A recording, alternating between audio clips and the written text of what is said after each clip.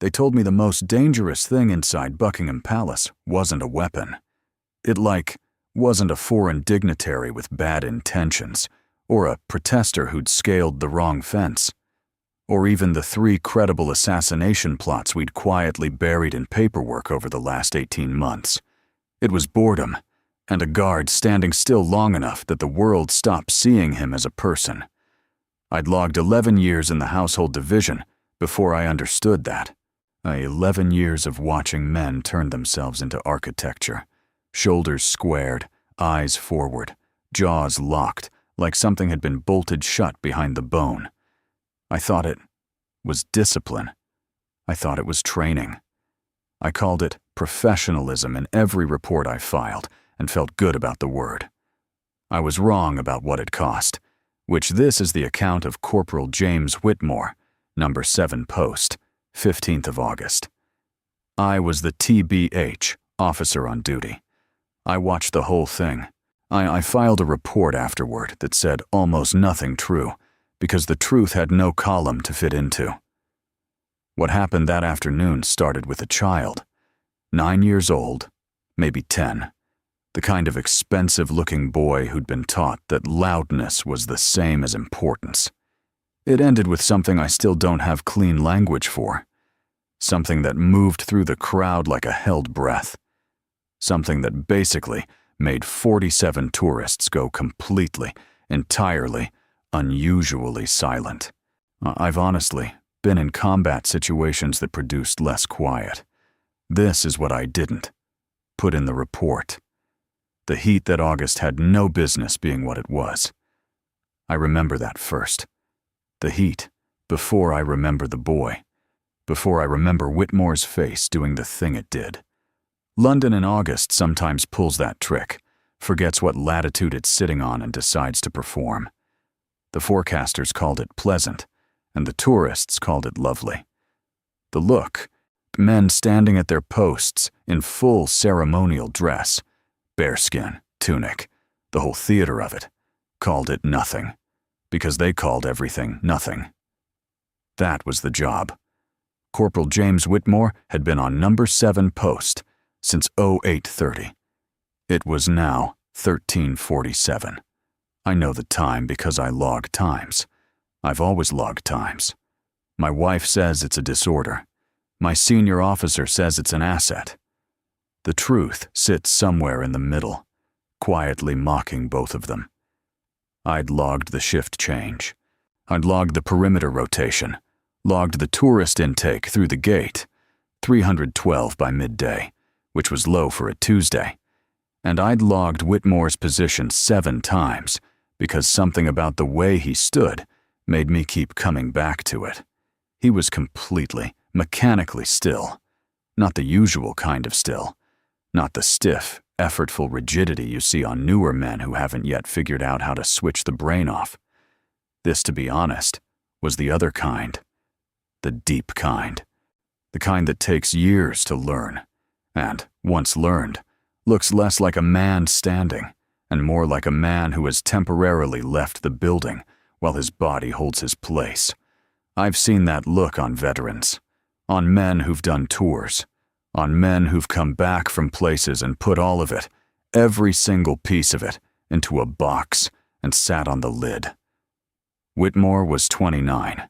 He'd done 2 tours, and there was a scar along his jaw that wasn't, in any report I'd ever been handed. Which meant it predated his service, which meant I'd learned not to ask. The boy appeared pretty much at 1349. I'll be specific about the boy, because specificity is the only honest thing I can offer here. He was maybe 9, maybe 10.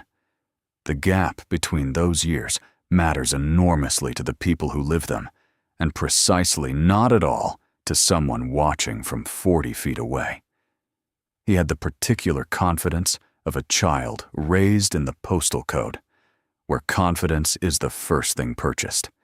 His shoes were the kind that squeak, which I mention because I heard him before I saw him. That rhythmic, pretty much self-satisfied squeak across the forecourt cobblestones, like a metronome set to annoying. A woman trailed him. Mother, presumably. The expression on her face was the very specific expression of someone who has long since stopped being surprised by what comes out of someone they produced and has arrived, through exhaustion, at something resembling peace. The boy, I think. I'd stopped in front of Whitmore. The boy looked up. Whitmore looked forward. Through the boy, through the forecourt, and possibly through the fabric of the afternoon itself. "Mum," the boy said, volume dialed to the register usually reserved for sports venues. "He's not real." The woman said something I couldn't hear. The boy didn't react to it in any visible way. "He's like a statue." The boy was speaking directly at Whitmore now, face tilted up, on examining him with the clinical detachment of someone reading a sign. "Mum, I don't think he's a real person." A small cluster of tourists nearby had already shifted their attention. Not dramatically, just sort of, the particular reorientation of people who sense that something is about to be more interesting than their guidebooks. I'd seen it before. Plus, it happened every week. Usually, it resolved into a photograph, a disappointed child, and a return to itinerary. Usually. "Hello!" The boy raised a hand and waved it approximately 4 inches from Whitmore's face. "Nothing." The boy grinned.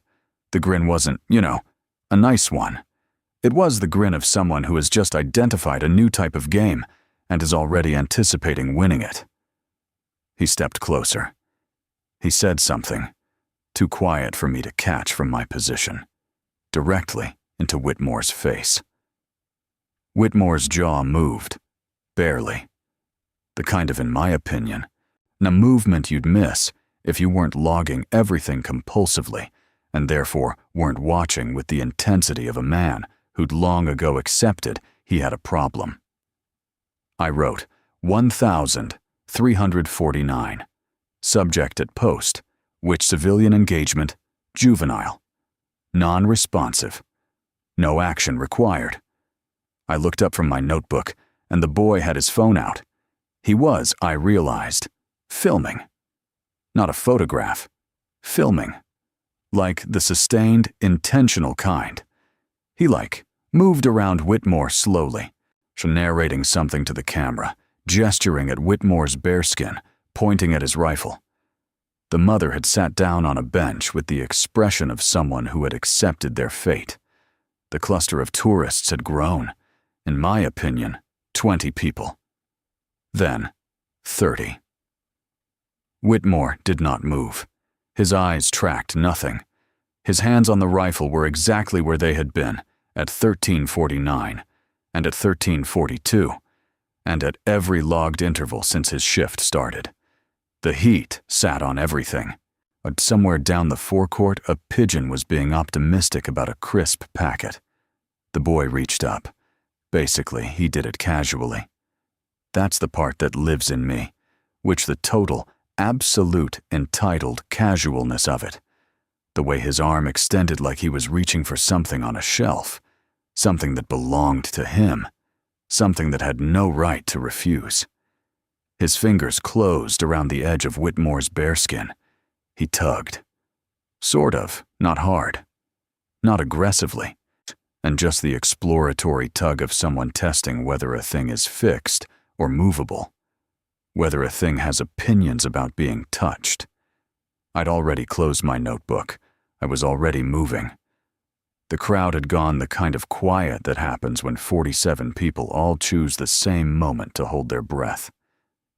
The pigeon abandoned the crisp packet, which the mother lifted her face from her phone for the first time. Whitmore's eyes moved. That was all. That was the entire thing. I encountered that moment.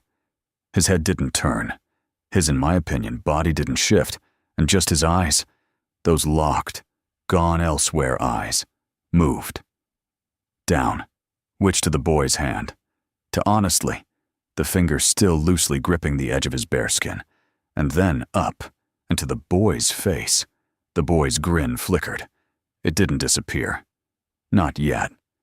Kind of, just flickered. Plus, kind of, like a signal from somewhere far away had briefly interrupted the broadcast. I logged the time, 13:51. I kept walking. Honestly, and I want to be precise about what the regulations say.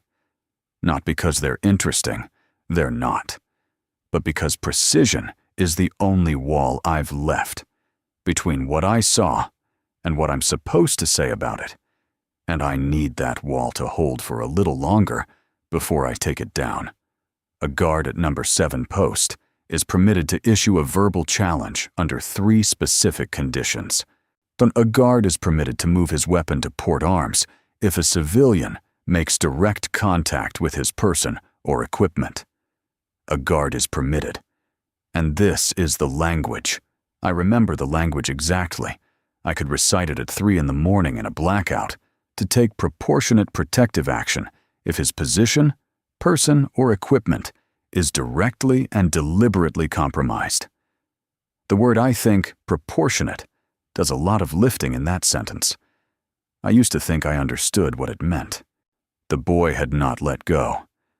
His, fingers were still on the bearskin. Not gripping, just resting there, loose and comfortable, the way a child's hand rests on something it's claimed. The camera, was still running. Could see the little red dot on the phone the mother was holding now, because somewhere between the first tug and this moment, she had stood up and taken the phone from the boy. Not to stop the filming, I realized, but to get a better angle. She was filming too, so the crowd had developed its own shape. People had arranged themselves in the half-circle that crowds always form around something they've decided is a spectacle. The horseshoe of bystanders who are already narrating this to themselves in the version they'll post later, adding detail, removing guilt, editing toward entertainment. I was still 30 feet away. I logged it. 1,351. Physical contact maintained, which moving to intervene. Pretty much. Note weather. 31 degrees Celsius. I don't know why I logged the temperature. Habit. Something to put in a column. A way to make my hands do something official while my chest did something that wasn't in any column. Whitmore spoke. I heard it across 30 feet of August hot forecourt, across the murmur of the crowd, across the pigeon. That had come back and was making poor decisions near someone's abandoned sandwich. I heard it because of how it was said, not volume, not sharpness, but register. The register of someone speaking from a place that's very far down and very settled and has no particular interest in being argued with. 2 words. Step back. Not a shout. Not a bark. Not the theatrical bellow you hear from drill sergeants performing authority for an audience.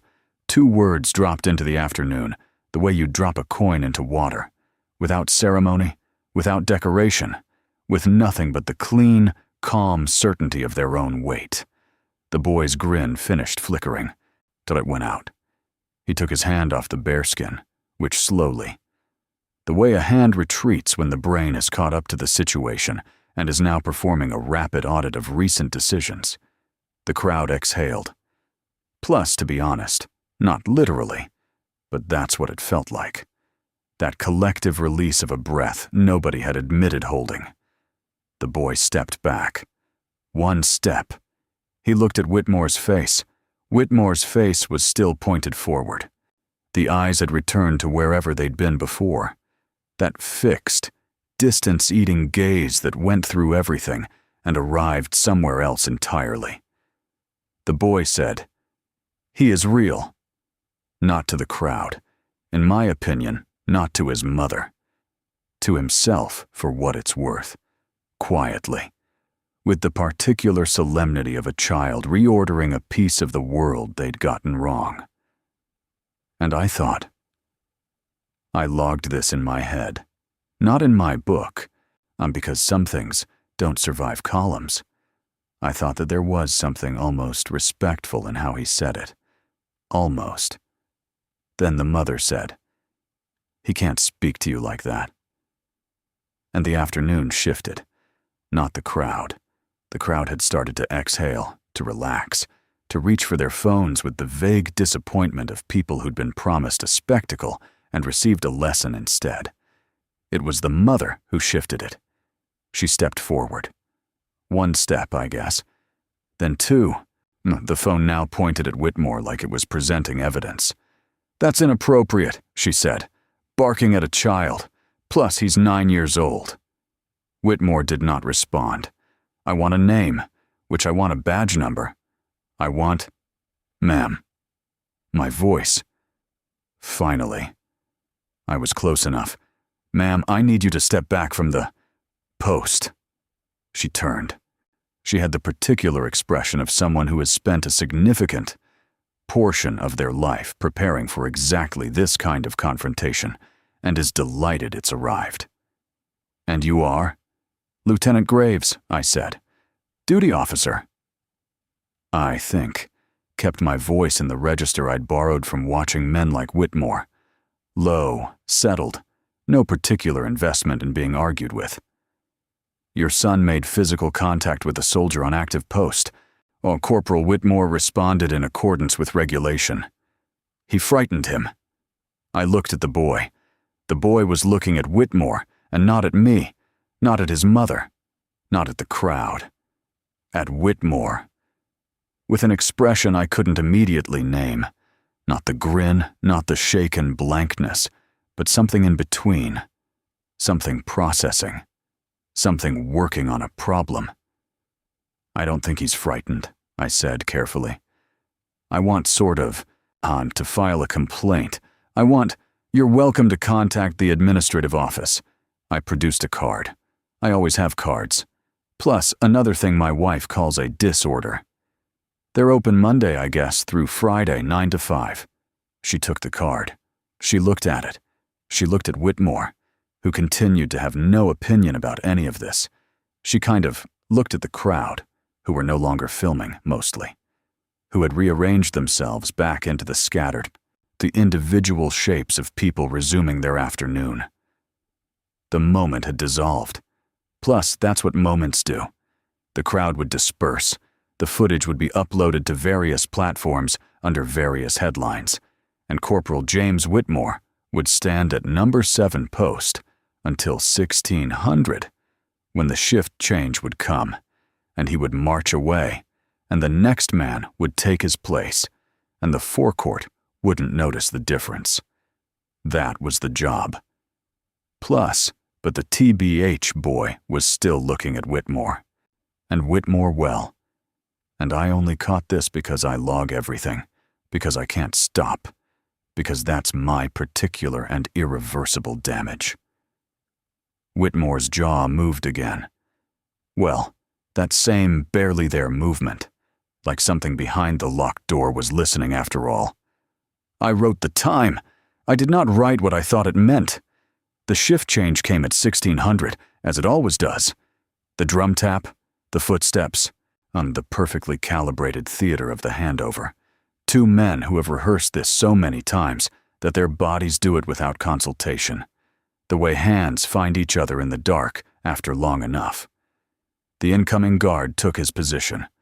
Plus, Whitmore made a left turn, marched 6 paces, halted, turned again.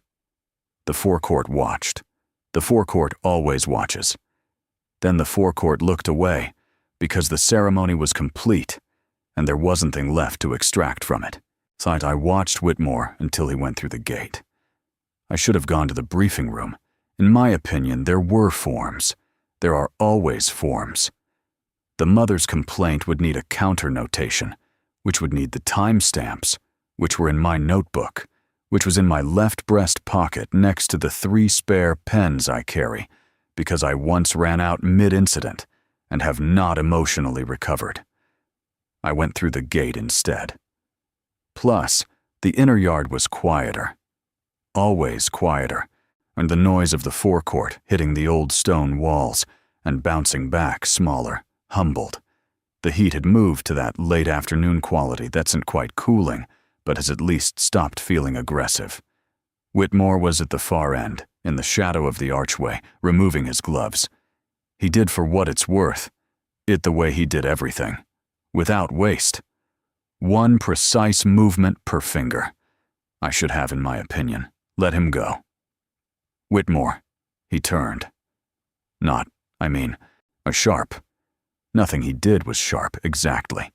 It was all the same, settled, calibrated weight. Sir. Look. Good shift. He considered this. Not the way a man considers whether to lie. The way a man considers whether the question is using the right word.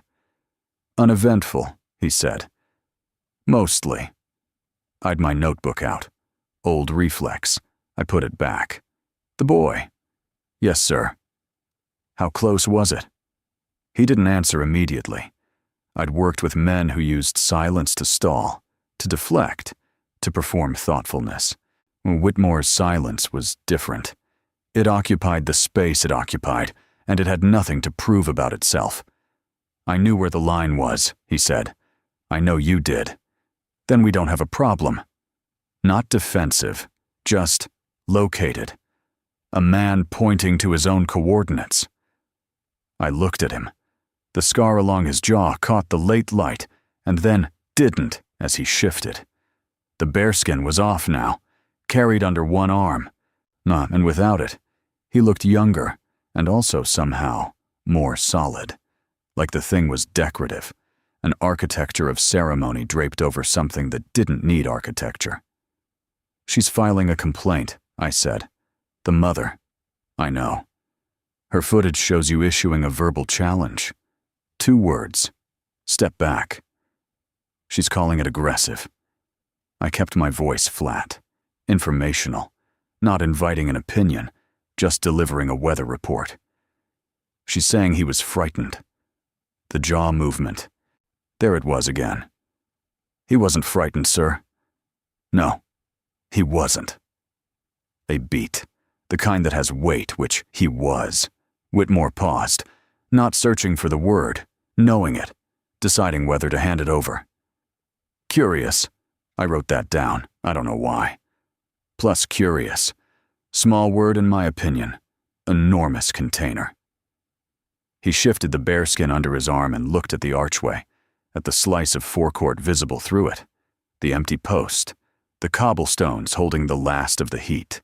A few tourists still milling at the far edge, like they'd misplaced something and couldn't agree on where to look. When I was his age, Whitmore said, I used to dare myself to walk past construction sites and touch the scaffolding poles, just to prove they were real. He said it to the archway, not to me, or maybe to both of us. I'm not sure it mattered. Why? I asked. Not a professional question. Because they looked permanent, he said. And I wanted to know if permanent things noticed. I did not write that down. I should have. It was the truest piece of information I'd collected all day, and it deserved a column, a timestamp, and it got neither, because my pen had stopped, and my hand was making its own decisions, and I let it. We stood there for a moment, me and Whitmore and the archway and the empty post through it. The inner yard smelled like stone dust and machine oil and the particular synthetic quality of ironed ceremonial wool in summer heat. Somewhere above us, a window was open. I could hear voices inside, administrative voices, the bureaucracy of the palace doing its endless bureaucratic metabolism. The complaint, I said finally. It'll go to review. You know that. Yes, sir. You'll need to give a statement. Yes, sir. Keep it clean. Keep it to regulation. I don't give them anything to work with. I paused. You didn't, Will. Give him anything to work with. Whitmore looked at me then. Not long, just a glance, a single calibrated moment of direct attention, which from him felt like more than it would from anyone else. I know, sir, he said. And then, he came back. I stopped. Plus, during the shift, Whitmore said. 15 honestly. Minutes after the mother left, he came back on his own. He said it without particular emphasis. Just a fact. I delivered to sit alongside. The other facts. Stood at the barrier. Didn't touch anything. Didn't say anything. Which just stood there for about 4 minutes. I looked at him. Then he left. I thought about the boy's face when he said he's real. Not to anyone. To the afternoon. To himself. To whatever had needed reordering in his understanding of the world. Did you notice him? I asked, while he was standing there. Whitmore was already turning toward the barracks corridor. The gloves under one arm, the bearskin under the other, the scar catching the light a final time before the shadow of the archway took him. I notice everything, sir, he said. He was gone before I found the pen. I mean, stood in the yard for another minute. I logged the time, 16:18, and then I crossed it out, which I've never done before in 11 years. The complaint was reviewed. The footage was reviewed. The case was closed in Whitmore's favor 17 days later. I've the file. I've read it 4 times. It describes an incident in regulation language, in clean procedural columns, with times and distances, and the specific enumerated steps of conduct upheld. There's a paragraph near the end that I wrote about the juvenile's reaction to the verbal challenge, about crowd behavior, about de-escalation achieved. The word curious is not in it anywhere. I don't know what to do with that. 3 weeks later, my log shows a notation at 14:02 on a Thursday. Unknown juvenile. Eastern Forecourt observation point. Duration, 11 minutes, which no contact. Departed without incident. I didn't flag it. I'm not sure why.